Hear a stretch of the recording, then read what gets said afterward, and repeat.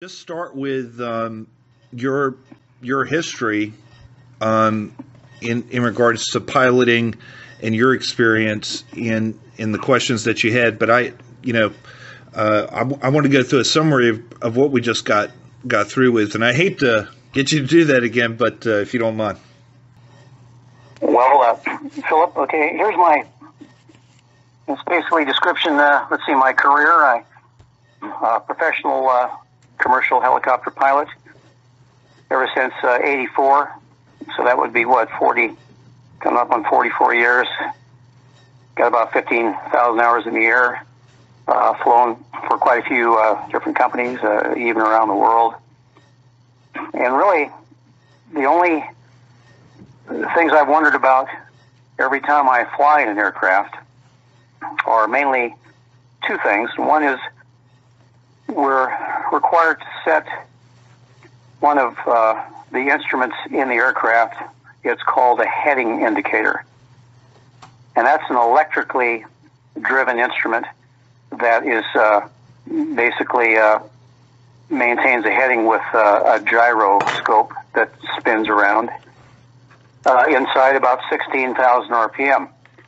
Well, back in flight school, the books said, well, you have to readjust that instrument every 15 or 20 minutes because that instrument will experience what has been described in the books as a bearing drag, which means the bearings are heating up, they're creating friction, and they're causing that big gyroscope wheel to slow down. And that makes the instrument start to become in error. It just slows down and it's not accurate. So the question I've always wondered about, and I really know this for a fact, that a highly, very expensive actor. Lost you there for a minute. A second there. Repeat that last 4 seconds. Well, basically, if the gyro in the instrument is spinning at the optimum speed, which is about 16,000 RPM, it doesn't lose its ability to maintain its accuracy. So the only way it'll start to go off is if you turn it off or it loses its source of power. It will maintain a position in space. It will keep going in a straight line. But you have to keep setting that every 20 minutes or so. And that never made sense, but the only explanation in the book is bearing drag.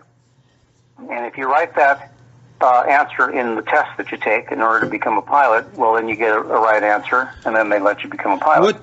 What are they saying is the bearing drag? Well, bearing drag, it's basically supposed to be when it's spinning around so fast, the gyro, it generates, friction and heat. And because of that expansion, it creates heat, and it makes it just creates excessive friction, and that slows the gyro down, and that's why the instrument goes off. And according to them, it slows it down to the point that they can figure it out down to the minute for correction. I mean, in other words, how do they know which gyroscope is slowing down to that degree at that particular micromanaging level? Wouldn't it vary, I would think? Well, it does, and they say that it's just a general kind of a ballpark figure, 15, 20 minutes. That's what I've experienced. So that's kind of a generally known fact that you've got to adjust it at those intervals. You might even go for 25 or 30 minutes with some of them. But you don't. To get a really cheap instrument. You don't buy that as a reasonable explanation to reset the gyro. Well, no, because if it has a governor, the governor keeps the RPM going, and that will not affect the inertia of the gyroscope. It's what maintains its direction in space. Right. So as long as that inertia weight continues at the same. I just want to try to get their argument out. They would argue there is some sort of minuscule friction in regards to that bearing that can literally offset the reading by up to 4 degrees, I think is what you said previously? Yeah, I'd say maybe 3 or 4 degrees, maybe even 5 after that time. And that's a good description. Minuscule is a good description because that means hardly measurable. And that's, kind of follows suit that it wouldn't really be significant in the heading change either, but yet it is. Okay. Now, a couple of questions here. I obviously we've gone through some of this before, but have you ever gone in a particular flight heading and not reset that gyroscope, for instance, like you were told to do? I can't recall I've done that. Generally, it's a safety measure. You're supposed to do it, and I do it for safety because much of my work is when I fly. I know where I'm going anyway. You become familiar with the area, but still, you want to keep your instruments adjusted to where they reflect an accurate reading of your true heading. That's just a process of being a pilot. You got to do that. But your point was this adjusting of the gyroscope wouldn't make a lot of sense in respect to a spinning ball. Yeah, if you're on a sphere and you were flying from point A to point B, say, as far as my thinking goes, you wouldn't have to adjust your gyro at all because it would be flying in a straight line over a spherical surface according to your magnetic compass. But it does make sense on a flat Earth that I would have to adjust that instrument to fit my compass heading because if, like I stated before, if we're actually on a disk, a flat surface, and if we're flying, say, west to east, we'd be flying around that magnetic disturbance that, makes that magnetic compass react. Since we're flying around, just picture your old record player and picture the spindle that you put your record on. That's the North Pole. And we're going around the surface, the curved surface of the record. You're flying in a curved path around the record. But your gyro instrument doesn't want to do that. It wants to fly in a straight line across the record in a straight line. All right. So you've got to keep making that. You're actually making that gyro instrument. You're creating an error in the instrument. It's right. It doesn't need to be corrected. You're just making it to fit the compass. Right. You're making it go off course. That's interesting. So the other point I wanted to bring out was talked about previously, the 8 inches per mile of curvature is not something you're ever told to account for as a pilot. And certainly not in respect to the tools and instruments and mechanical instruments that you have.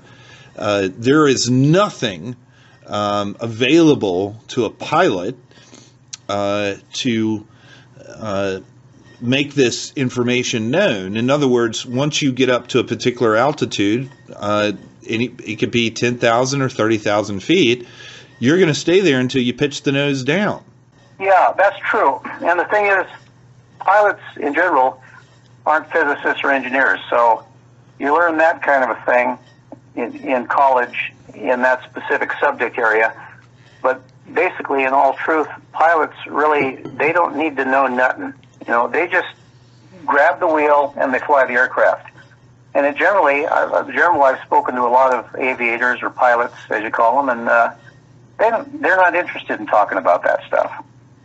It's just, you just keep the little airplane wings on the horizon, and that keeps you level. That's all pilots know, really. And they don't want to know anymore. They don't need to. They get a paycheck and they fly straight and level, and that's all they need to know. And in the aerodynamics book, they explain things like Bernoulli's principle and high and low pressure and laminar flow and all these aerodynamic stuff, and that's what you learn. What was one of the things that hit you? Does the horizon not need to be adjusted? It's just not brought up as a subject. What was one of the main things that hit you as a pilot that brought you? Obviously, we didn't say this, but you're a Christian. You believe the Bible. I think you mentioned it before. I think the bearing drag. But was there anything else in you can expand on the bearing drag if you like, that just caused you to really question this idea that we were on a ball, in a spinning ball? Okay, well, other than the bearing drag, the secondary thing I would bring up, as I said before, was you have what's called an attitude indicator. That's a different instrument, but that keeps you flying straight and level. It keeps you from climbing or descending. It keeps you out to the earth. So that instrument needs to be adjusted very infrequently. So I can't ever recall having to adjust it except on the ground. You generally set that instrument on the ground and it's good. You don't need to keep adjusting that little airplane to keep it level with the horizon. Well, even in a small aircraft, if you fly several hundred miles at 8 inches per mile squared times each mile, it's going to be like way off. And you should be in a constant climb and end up, 20,000 feet above where you started, but that never happens. Right. So that was another anomaly. So, for instance, I have my article up where I was talking to my pilot friend. A lot of the comments are, well, you just don't understand how flights work. What would you say to people that would come out and just say that we're loony? We just need to have a sixth grade education in regards to physics on what we're talking about.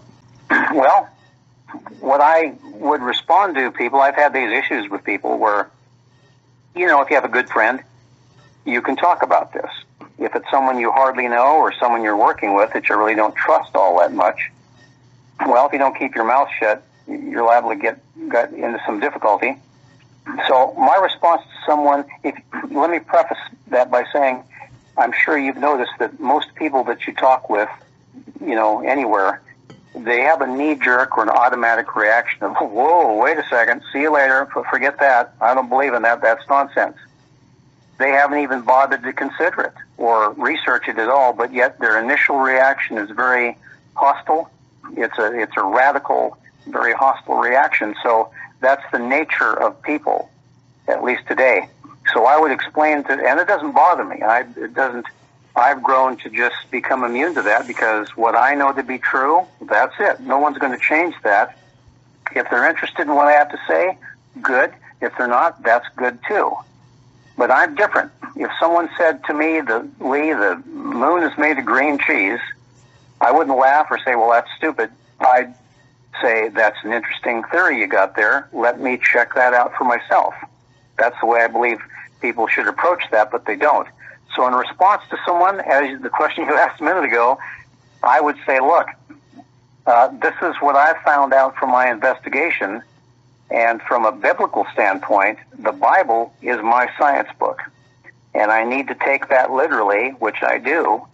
And that's telling me plainly, without even having to think about it, that this place is basically we're living on a flat surface, a circular disc, if you will. And then I work out from there. I don't start out somewhere in science and try to make the Bible fit science. I make science fit the Bible because that's the truth.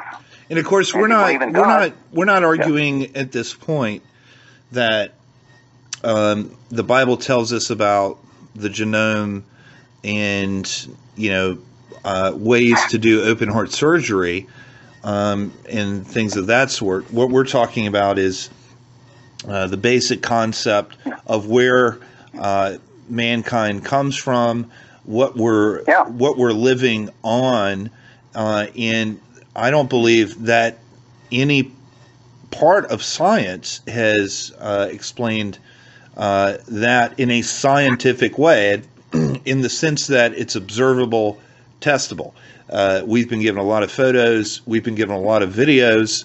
I'm obviously with you. I can't even understand how people believe we went to the moon in 1969 and up until 1972, and we haven't been back. For decades. When we had the technology in 1969. And by the way, the technology included the idea of a delay of 2 to 3 seconds in regards to a person that was hundreds of thousands of miles away. I mean, my goodness, with all the satellites and everything we have now.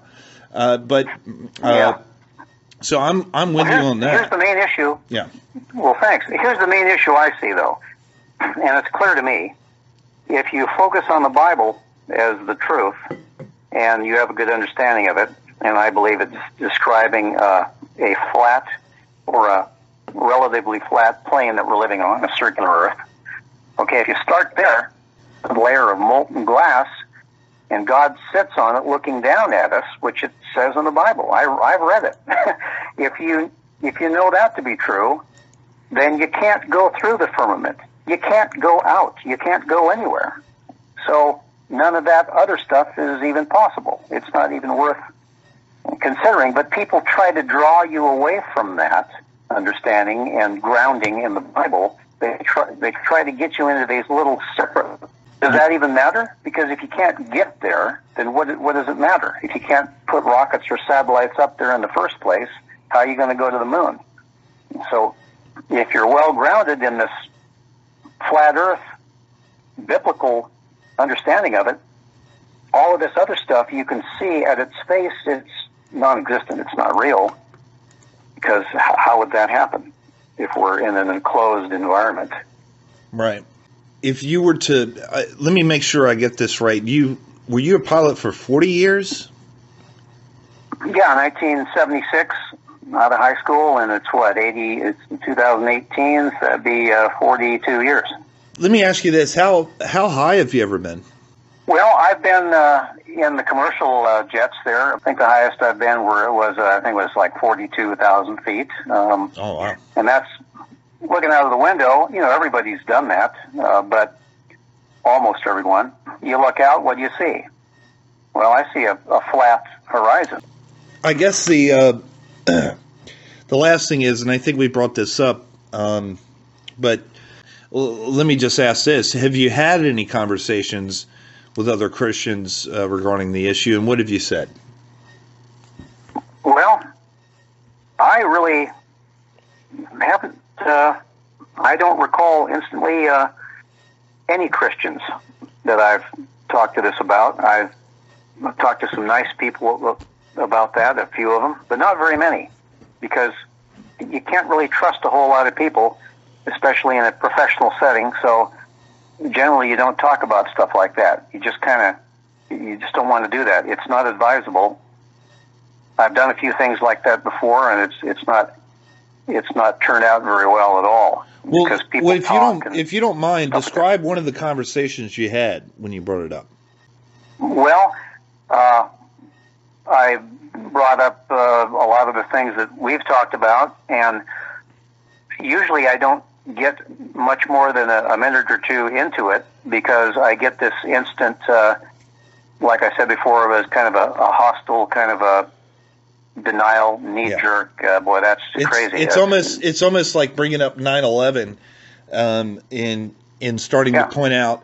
And, you know, here's the thing, I think we're probably on the same page, and if you don't mind, if I can call you by Lee, right? Yeah, correct. So I got to tell you, there is so much resistance, and I really believe that this is a compounded deception that we're dealing with here, and that's why it's met with so vitriol and hatred. We're not just talking about a spiritual deception which is upon the heart, but we're also talking about I think a intellectual commitment that is bounded itself to a deceived system where people have to unplug from. And look, I think ultimately that's through the power of the gospel in God's grace. But what is most disturbing to me is, Lee, so many Christians today that I truly believe with all my heart are saved and set free and are justified because they believe in the person and work of Christ by faith. But they are the most deceived right now in regards to a lot of these things. Well, I think they are. And the thing is, you have to maintain that faith and do the best you can every day. You can't just, at least I personally don't believe, if God saves you and you know that you're saved, you can't just go, okay, I can relax now. I don't have to really try anymore because I'm locked in. Well, I don't believe that, because otherwise, what would be the motivation to want to become better and closer to God and be more like He wants you to? It's a constant battle to do that as a man or a woman. So here's what I was thinking about before you called back. There's a saying that says the devil is in the details, and it doesn't say one detail, it says details. So it's a spider web of a lot of things that are causing this school of thought in so-called humanity. It's not just one thing. It's a myriad of deceptions. It's not just one. It's a whole lot of them. No, and Lee, it's been going on for a long time now. Well, yeah, but here's a theory of mine. I can't prove this, but I believe it in my heart. I believe that God's allowed me to know this. All these people that you want to give an example of, government people, you can go, how about Hollywood, I mean, the singers, all these famous people. You're breaking up on me, Lee. Hold on. Come back. Is better? Yeah, I hear you. Okay. But I was saying all of these people on the earth that you see as people with massive success and talent, I believe that the most impressive people that you can think of, which is probably hundreds, are all exquisitely possessed by the devil. Huh. So the demons themselves have taken possession. It's like what do you call it, the movie The Exorcist. Well, that's absolutely true. It's not a theory. It's biblical. People become possessed, but they think that's a good thing. They think, well, geez, I can... You broke up for me again, Lee. Yeah. How about now? Yeah, I got you.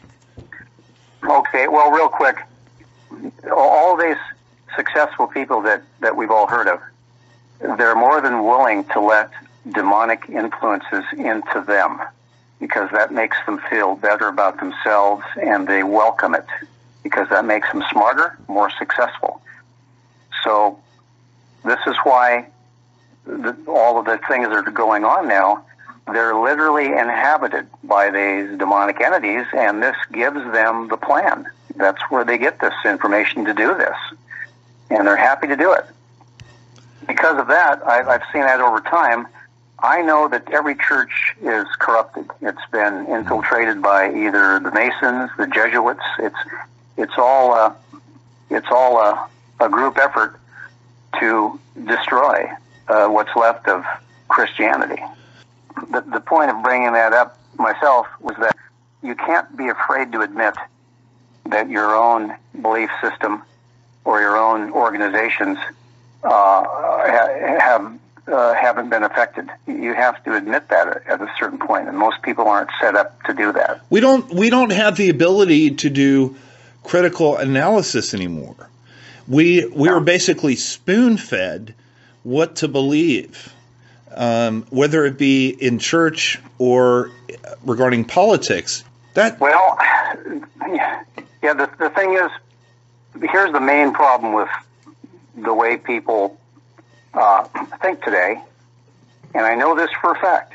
It's if we're created by God, we're created with free will, correct?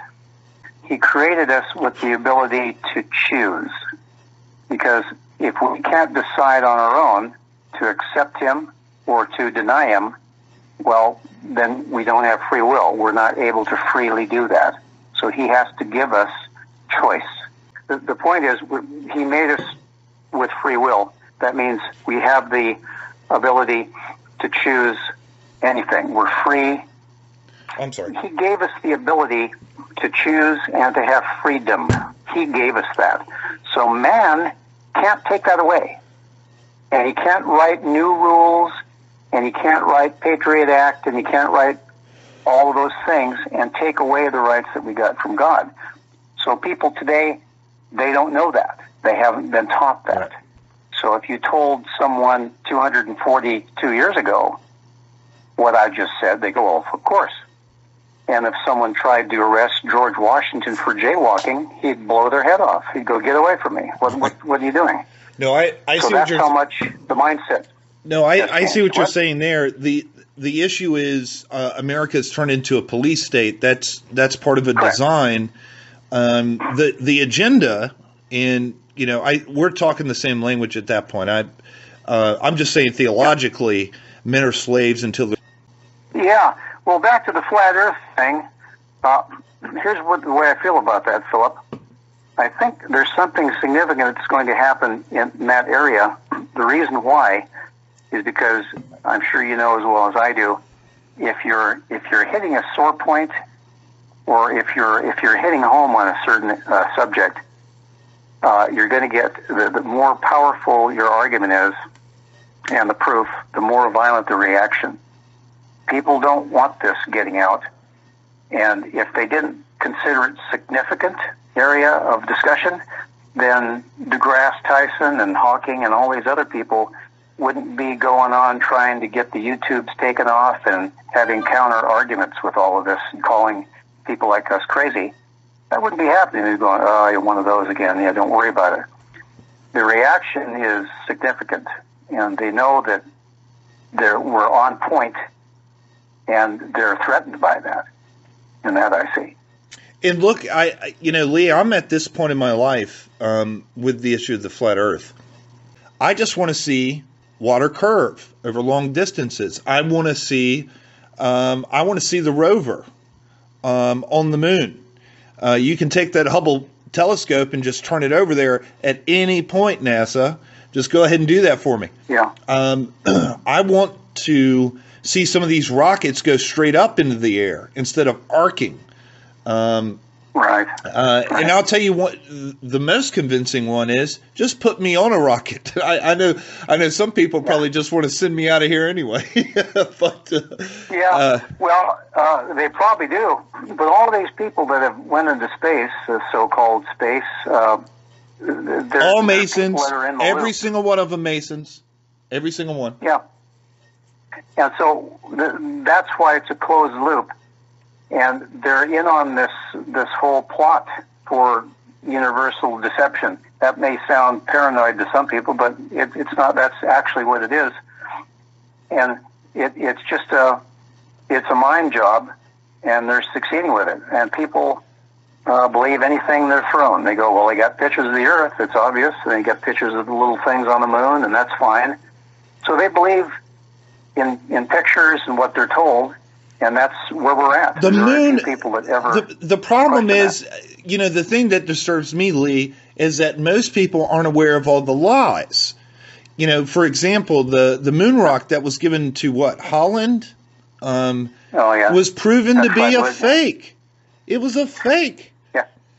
Lee, it's all like coincidence. Yeah. Go ahead. People believe that. One guy that I really admire. Don't know him personally, but I just think he had a lot of guts. And he interviewed. Still there? Yeah, I'm sure Google doesn't like this conversation, but whatever. I got you. Yeah. Anyway, I was talking about Bart Sibrel, the interviewing all the astronauts. Oh yeah, I've seen it. I've seen it. He's been kicked. He's been punched. He's been thrown out of houses. He's been threatened. And that wouldn't happen if that had actually happened. Well, you are, and the other thing is, as a Christian, what are you supposed to do? You're supposed to go out and witness, but it doesn't do you much good if no one wants to listen to you. That's our duty as Christians. Well, yeah, but if you try to discuss this subject with someone, and you try it 4 or 5 times, and then pretty soon they go, no, get out of here. I don't want to see you again, or I'm going to, knock you in the head.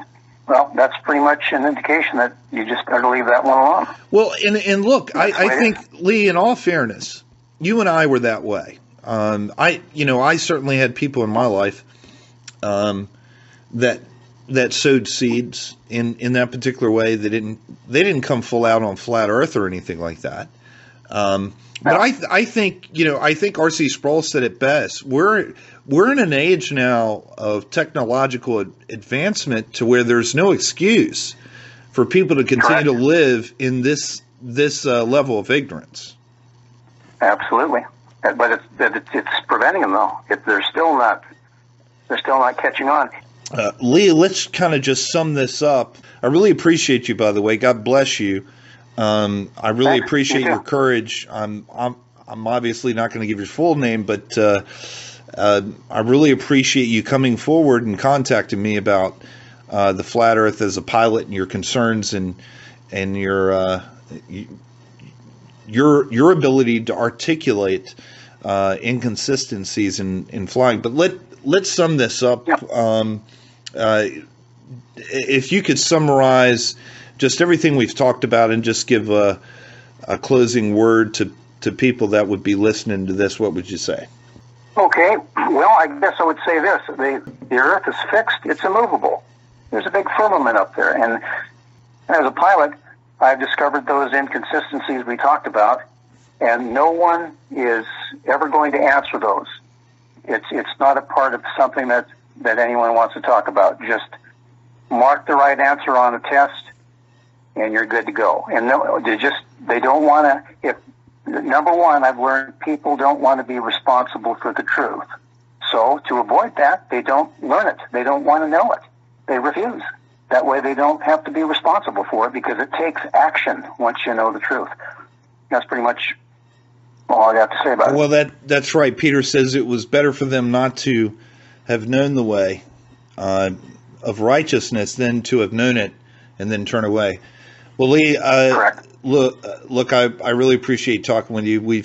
I really appreciate you. I think the final answer is to fight for the truth, and God's word is truth.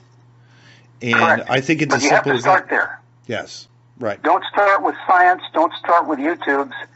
Don't try to make the Bible fit the science.